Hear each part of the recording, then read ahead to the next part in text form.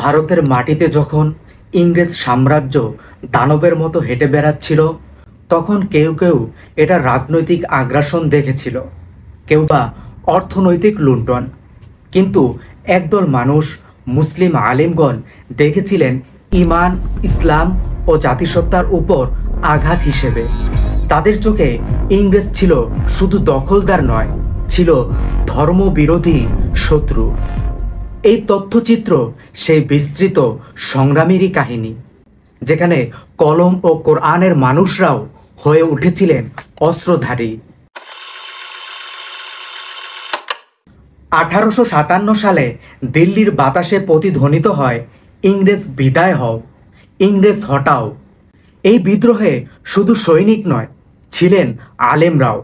মৌলানা ফজল হক খায়রাবাদী দিল্লি থেকে ফতুয়া জারি করেন, ইংরেজ শাসনের বিরুদ্ধে